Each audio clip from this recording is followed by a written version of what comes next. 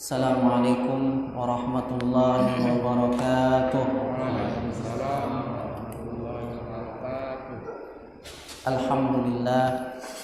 Alhamdulillahi wa kafa, wassalatu wassalamu ala rasulillah habibil mustafa wa ala alihi wa sahbihi ahli tuqa wal wafa. Ashhadu an la ilaha illallah wahdahu la syarika lah wa ashhadu anna Muhammadan abduhu wa rasuluh. Allahumma salli wa sallim wa barik wa karrim wa azim ala sayyidina wa maulana Muhammadin wa ala alihi wa sahbihi wa mawalah. Wa la hawla wa la quwwata illa billahil aliyyil azim. Allahumma inna na'udzu bika min ilmin la yanfa' wa min qalbin la yaghsha' wa min nafsin la tashba' wa min da'watin la yustajabu ya Allah ya arhamar rahimin. Rabbi zidna ilman warzuqni fahma, amin ya rabbal alamin. Ayuhal hadirun jamaah Masjid Darul Rizwan yang dimuliakan Allah Subhanahu wa taala.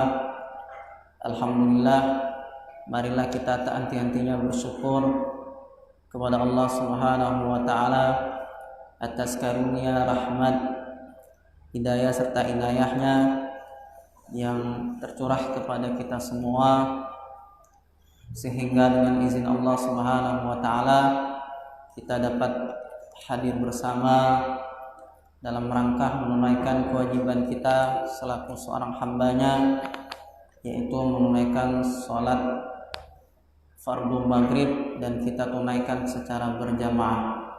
Mudah-mudahan kita senantiasa dikaruniakan keistiqomahan oleh Allah Subhanahu wa taala untuk senantiasa istiqomah dalam melaksanakan sholat berjamaah di masjid, amin ya rabbal alamin.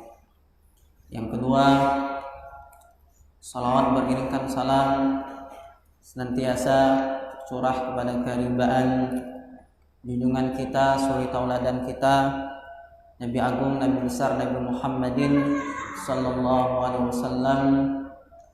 Tak lupa salawat dan salam serta para keluarga beliau, para zuriyah, para sahabat beliau, para ulama tabi'ut tabi'in yang senantiasa tabaah mengikuti ajaran beliau, menjalankan sunnah-sunnah beliau. Dan mudah-mudahan kita selaku umatnya, umat akhir zaman ini, senantiasa berusaha semaksimal mungkin semampu kita untuk melaksanakan sunnah-sunnahnya. Mudah-mudahan dengan rasa cinta kita, mahabbah kita, dengan salawat kita kepada baginda Sayyidina Maulana Muhammad sallallahu alaihi wasallam, kita bermohon kepada Allah Subhanahu wa taala kelak kita dikumpulkan bersama beliau di surganya kelak, amin ya rabbal alamin.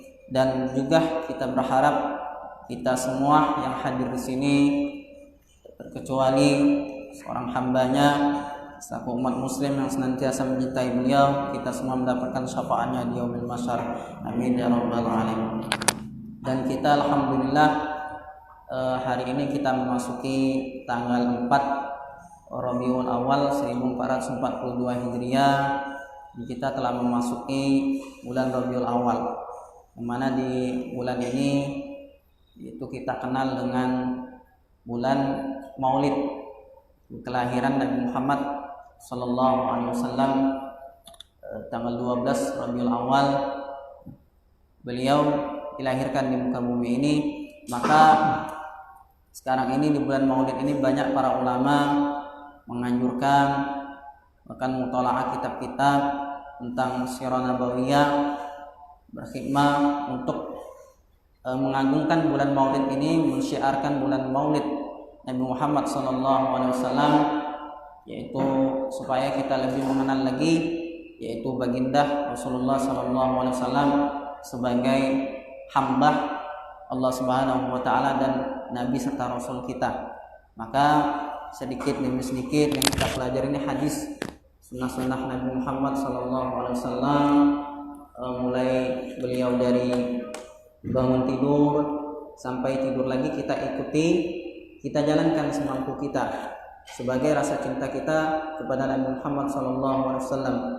Dan minimal kita sebagai seorang muslim yaitu mengetahui bahwa ada 25 nabi dan rasul, bahkan lebih banyak lagi disebutkan 125.000 nabi, namun yang wajib kita ketahui adalah 25 nabi dan rasul. Minimal kita selaku seorang muslim harus mengetahui, dan apabila kita tidak mengetahui sekalipun, minimal kita sebagai rasa mahabbah cinta kita itu memperbanyak sholawat kepada baginda Nabi Muhammad SAW. Allahumma sholli ala sayyidina Muhammad wa ala ali sayyidina Muhammad. Seringkali pernah kami ucapkan di antara keutamaan sholawat itu adalah sebagai cahaya kelak untuk kita semua. Aksiru min sholati alayya, perbanyaklah bersalawat kepadaku, kata Nabi. Fa innaha nurun fil qabri, maka salawat itu akan menjadi cahaya di alam kubur kelak. Kan alam kubur, alam barzah itu gelap, maka yang menerangi kita di alam kubur adalah amal soleh. Salah satu amal solehnya yaitu bersolawat. Wa nurun ala sirat, itu salawat tersebut akan menjadi cahaya ketika kita melintasi jembatan siratul mustaqim. Yang ketiga, wa nurun fil jannah, salawat itu akan menjadi nur, cahaya di surganya Allah Subhanahu wa taala. Maka para ahli surga bercahaya dengan perbanyak salawat kepada baginda Nabi Muhammad SAW. Dan jangan sampai kita tinggalkan salawat ini sebagai wirid kita sehari-hari, memperbanyak salawat, apapun bentuk salawat itu, maupun salawat-salawat yang diajarkan Nabi, para ulama, yang diijazahkan para ulama. Maka di akhir zaman ini kita sama-sama mengamalkan wirid-wirid salawat kepada baginda Nabi Muhammad SAW, terlebih lagi di bulan Rabiul Awal ini.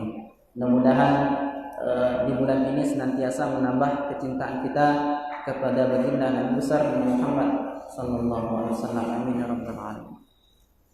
Ayyuhal hadirun, jamaah yang dimuliakan Allah Subhanahu wa taala, kembali kita sama-sama belajar, saling belajar, yaitu kitab hadis Sahih Bukhari Muslim Bulughul Marjan, di mana telah kita pelajari terus setiap Senin malam Selasa, Selasa malam Rabu, dan Rabu malam Kamis setelah sholat maghrib berjamaah di Masjid Darul Rizwan yang diberkahi Allah Subhanahu wa taala ini. Yang selanjutnya kita masuk ke bab, yaitu sunnah mendatangi sholat dengan tenang dan dilarang berlari untuk mengejar sholat.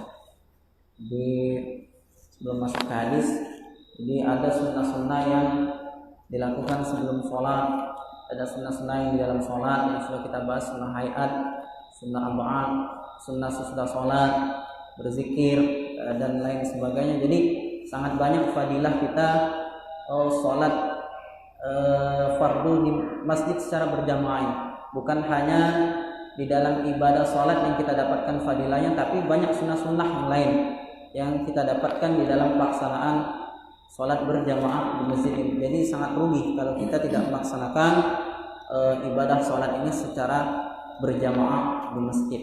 Banyak keutamaannya. Jadi itu sebelum sholat ada sunnah-sunnah azan dan iqamah. Azan itu disunahkan suara dikeraskan, sedang-sedang saja, ya. Jangan terlalu cepat, jangan terlalu juga lambat. Azan juga dijawab, sunnahnya dijawab. Begitu juga iqamah, juga jangan terlalu terburu-buru, cepat juga tidak, lambat juga tidak. Iqamah juga ada jawabannya, bukan hanya azan yang kita ketahui ada jawabannya, tapi iqamah ada jawabannya. Jadi mengumandangkan iqamah juga jangan terlalu cepat. Maka ini nyambung dengan hadis yang kita pelajari ini, jangan tergesa-gesa dalam melakukan suatu hal, terutama dalam beribadah. Begitu juga di kehidupan selain ibadah di dunia ini, aktivitas ini ketika kita melakukan aktivitas tergesa-gesa, terburu-buru, maka hasilnya tidak maksimal.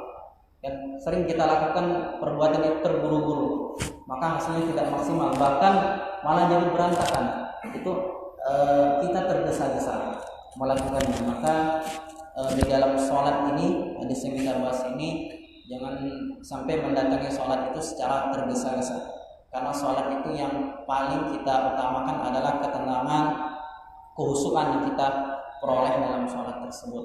Sebagaimana kita pelajari doa kita kemarin, dimana kita belajar sama guru kita kemarin, sama Pak Ustaz, wajhtu wajhiyah, inni wajhtu wajhiyah illadzi fatara samawati wal ardh.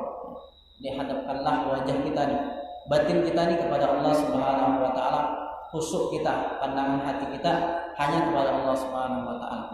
Inna sholati wa nusuki wa mahyaya wa mamati lillah rabbil alamin. Sesungguhnya salatku, ibadahku, hidup dan matiku hanya untuk Allah Subhanahu wa taala. Jadi fokus salat kita ini yang utama adalah kehusukan dan ketenangan. Meskipun kita nyatanya, termasuk saya pribadi, susah untuk khusyuk itu, tapi kita berupaya. Ini salah satunya, mendatangi sholat itu dengan tenang, dan dilarang berlari untuk mengejar sholat tergesa-gesa. Kita baca hadisnya, hadis ke-350, hadis Abi Hurairah radhiyallahu anhu qala sami'tu Rasulullah sallallahu alaihi wasallam yaqul idza uqimatis shalatu fala ta'tuha tas'auna waqtuha tamsun alaikumus sakinatu fama adraktum fasallu wa ma fatakum fa'atimmu. Hadis ke-350, Abu Hurairah radhiyallahu anhu berkata, aku telah mendengar Nabi sallallahu alaihi wasallam bersabda, jika telah terdengar iqamat, maka kamu jangan terburu-buru lari untuk mengejar sholat jamaah, dan datangilah jamaah itu dengan tenang. Maka yang kamu dapatkan kerjakanlah, dan yang kurang kamu tambah atau cukupkan. Hadis ke-351, hadis Abi Qatadah qala bainama nahnu nusalli ma'an nabi sallallahu alaihi wasallam id sami'a jalabata rijal falamma shalla qala ma sya'nukum qalu ista'jalna ila shalah qala fala taf'alu idza ataytumus salata fa'alaikum bis-sakinah fama adraktum fasallu wa ma fatakum fa'atimmu. Abu Qatadah radhiyallahu anhu berkata, ketika kami salat bersama Nabi sallallahu alaihi wasallam, tiba-tiba mendengar suara ramai orang-orang. Kemudian sesudah salat Nabi sallallahu alaihi wasallam bertanya, "Mengapakah kalian?" Jawab mereka, "Kami memburu salat jamaah." Maka sabda Nabi sallallahu alaihi wasallam, "Jangan berbuat demikian. Jika kalian mendatangi salat, maka hendaklah kalian berlaku tenang, maka yang kamu dapat kerjakan. Sedang yang kurang atau tertinggal, maka tambah dan sempurnakan." Hadis riwayat Bukhari Muslim. Di hadis sunnah mendatangi salat dengan tenang.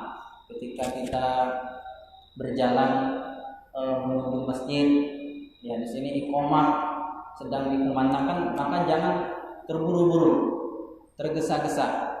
Walaupun kita datang ke dalam masjid, ketika sholat jamaah ingin melaksanakan, misalnya sholat maghrib 3 rakaat kita laksanakan, kita datang sewaktu imam sudah melaksanakan sholat maghrib di rakaat yang kedua, maka kita menyusul saja, sempurnakan ketinggalan rakaat tersebut.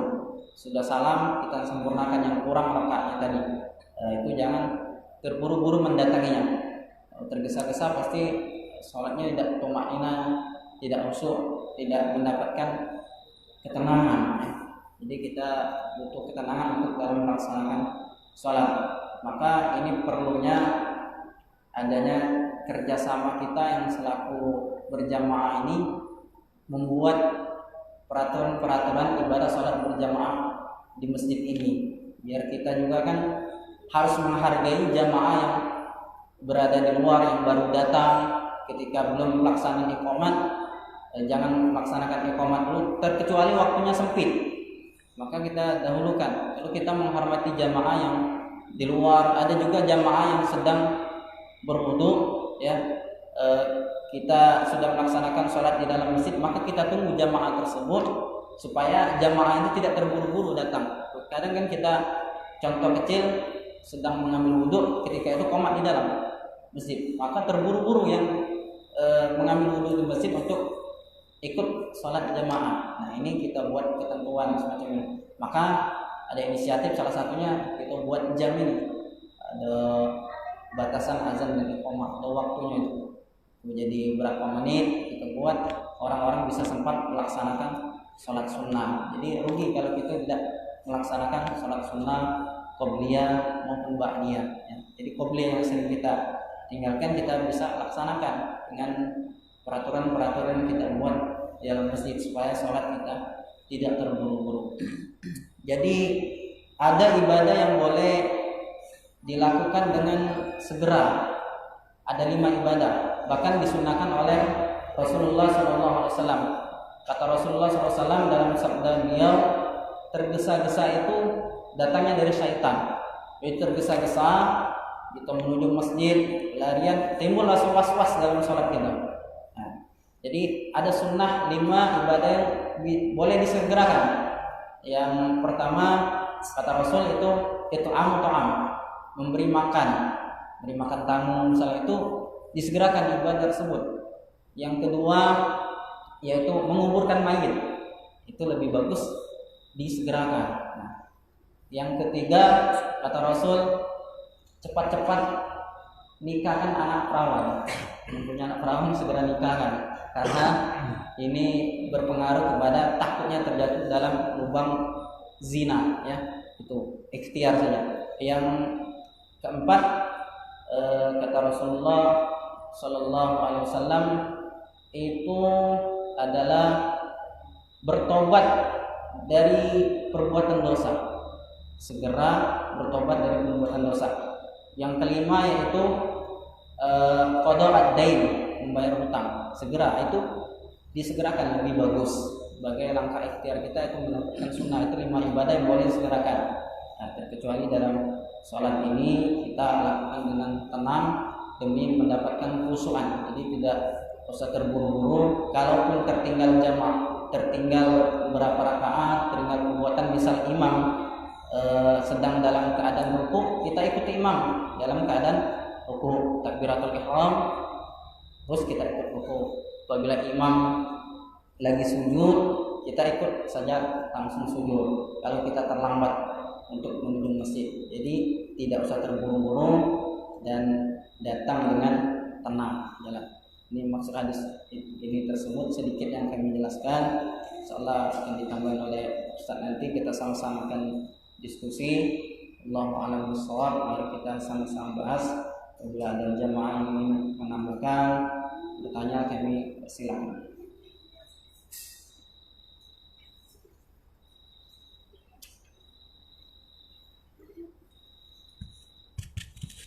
Allah.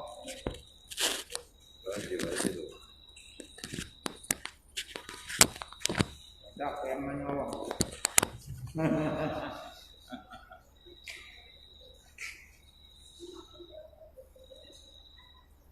Ayo, tanya Maya.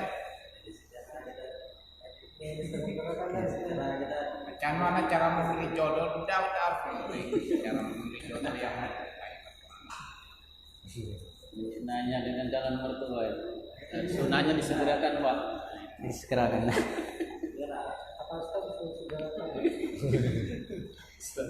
Sesuai kemampuan.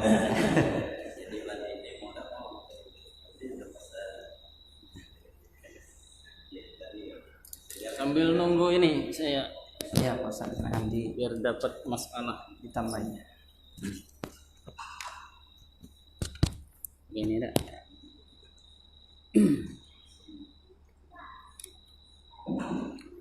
Assalamualaikum warahmatullahi wabarakatuh. Waalaikumsalam warahmatullahi wabarakatuh.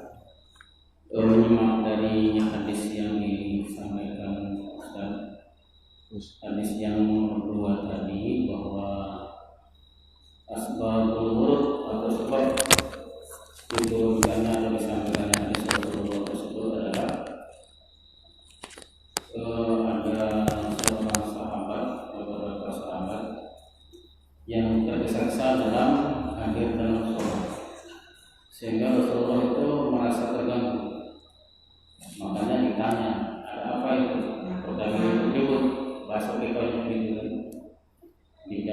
sahabat tadi tersebut disebabkan karena ada di antara jamaah yang hadir terlambat dari selesai. Jadi sebuah upaya yang pertama, jangan sampai kehadiran kita itu mengganggu orang lain sholat. Itu yang pertama. Yang kedua, itu sebagai upaya kita persiapan untuk supaya kita itu timbul khusyuk dalam sholat. Nah, sholat ini ibadah yang paling istimewa. Dari asbab perintahnya saja, kalau ibadah yang lain itu melalui malaikat Jibril, kalau sholat itu Rasulullah SAW langsung ditimbali, didahului untuk hadir, kemudian mendapat perintah untuk sholat dalam peristiwa di surga. Jadi upayakan sholat kita ini bisa sempurna, bisa khusyuk, yang tentunya kita ilmui. Dari awal kalau kita mengikuti bersama telah kita bahas dengan secara maraton berkontinu dari syarat wajib sholat, syarat sah sholat, ada rukun sholat, ada sunnahnya sholat, ada makruhnya sholat. Nah, kali ini masuk pada bab sunnah sholat.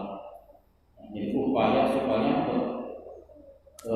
hadis ini supaya kita bisa khusyuk.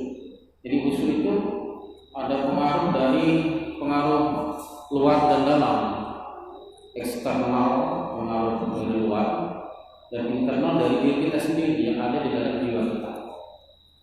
Jadi antara yang pengaruh eksternal itu karena kesiapan kita untuk sholat, di antaranya tergesa-gesa. Jadi upayakan dari awal dari rumah itu misalkan sudah memang betul gunakan ngambil wudhu itu dari rumah, berpakaian yang sempurna, pakai harum-haruman. Nah, mungkin ya namanya kita manusia biasa, suatu saat mungkin bisa terjadi kelambatan kita. Tapi kita kalau tidak boleh tergesa-gesa. Ini pengaruh dari luar. Makanya kita upayakan kalau kita mau sholat, suatu yang kerjaan yang bisa mungkin dikerjakan selesai itu diselesaikan. Jangan tanggung. Umpama pengalaman saya dulu waktu masih bujangan, kalau puasa itu sholat tahajud itu sambil masak. Jadi dulu kan tidak ada macikop, jadi anak nasi, kompor itu sholat. Ini tidak boleh. Kita bagi sambil bergoreng kan. Kira-kira hidup ke kompor, minyak dipanaskan, kira-kira masukkan ikan, nanti rakaat kedua atau terakhir mungkin sudah balik. Jadi pikirannya kita tidak bisa konsentrasi. Jadi yang seperti ini tidak boleh, tidak bagus. Upayakan pekerjaan yang mungkin kita selesaikan, kita selesaikan dulu. Atau bisa mungkin ditunda di luar nanti sholat, setelah sholat kita tunda dulu. Jadi kerjaan kita tunda dulu. Kalau sebisa mungkin yang harus dikerjakan, kerjakan selesai dulu. Termasuk makruh kalau hidangan sudah tersedia, kita sholat lanjut makan. Lebih bagus makan ingat sholat daripada sholat ingat makan. Itu yang pengaruh dari eksternal. Yang pengaruh dari dalamnya mungkin ya.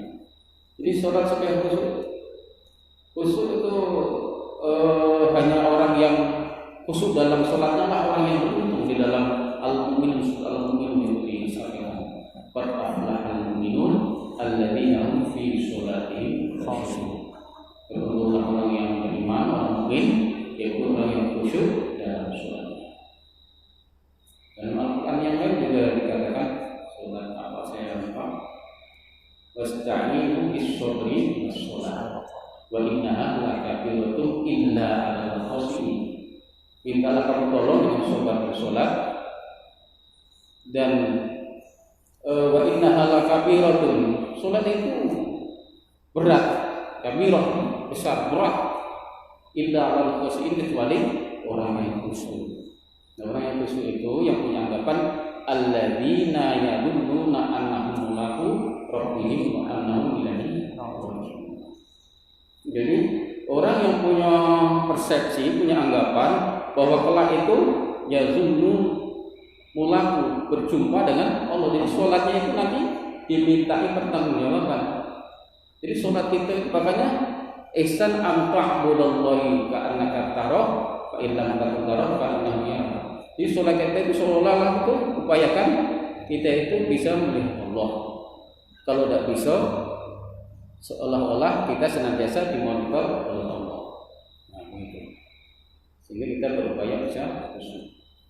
Jadi setelah kita menghadapkan wajah kita ke hadapan Allah, kita mengangkat takbir Allahu Akbar, posisi kita menghadap kiblat, pandangan kita ke arah sujud, hati kita harus hadir di hadapan Allah Subhanahu wa Ta'ala, berupaya supaya khusyuk. Ini sholat ini nanti yang amal pertama yang diperiksa. Dan sholat ini nanti sebagai ciri khas seorang muslim umat Rasulullah. Jadi umat Rasulullah itu nampak ciri-cirinya itu dari bekas sujudnya. Kemarin digambarkan dalam hadis diterangkan oleh Ustaz, ada yang nanti wajahnya seperti matahari, ada yang seperti bulan, ada yang seperti bintang dan seterusnya. Mungkin ada yang kayak lampu ini. Tergantung amal sholat kita masing-masing. Dan kita sholat ini memang sholat berjamaah ini diterima semuanya, tapi yang diterima itu kadarnya itu berapa itu berbeda-beda sesuai dengan tingkat kekhusyuan kita masing-masing.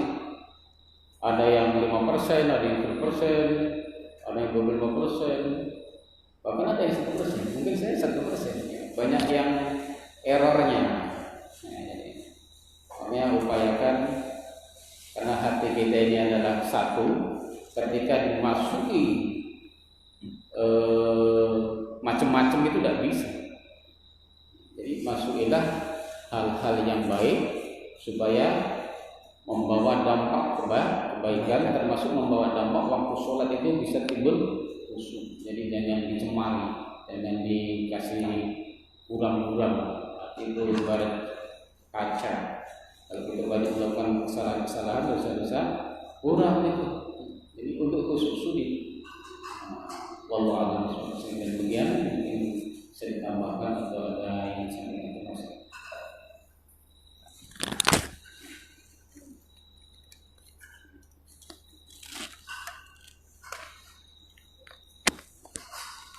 Di bawah tangan.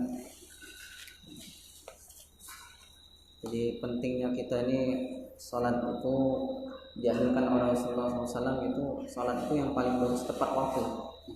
Salat ala waqtiha. Kita bisa menghargai waktu salat. Itu yang paling bagus itu salat tepat waktu. Kalau udah yang terlambat. Jadi kalaupun kita dalam fikirnya kalau kita datang terlambat itu dari rumah sudah niat untuk ikut sholat berjamaah tadi, meskipun kita hadir imam sudah tasyahud akhir sudah salam, itu kita sudah dihitung dapat ini fadilah sholat berjamaah, sudah dapat pahala. Jadi kata Ustaz tadi benar, ini sudah dapat kalau sholat berjamaahnya rumah dibanding sholat dewaan di rumah kan. Ini lebih baik sholat berjamaah. Walaupun kita datang ke masjid telat, terakhir sekali datang imamnya sudah salam, kita niat sholat berjamaah di masjid, insyaallah kita sudah dapat pahala sholat jamaah. Jadi banyak fadilah sholat berjamaah.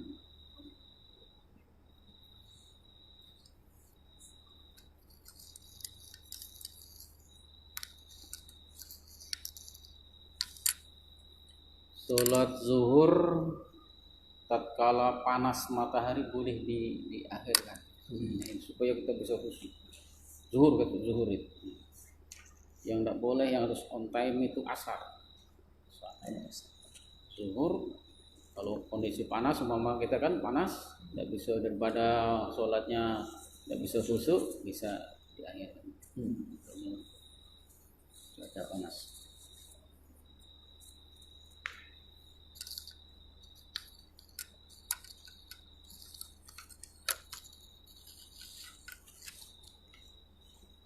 Ada lagi? Pak Mul, banyak pertanyaan misalnya Pak Mul kan? Aku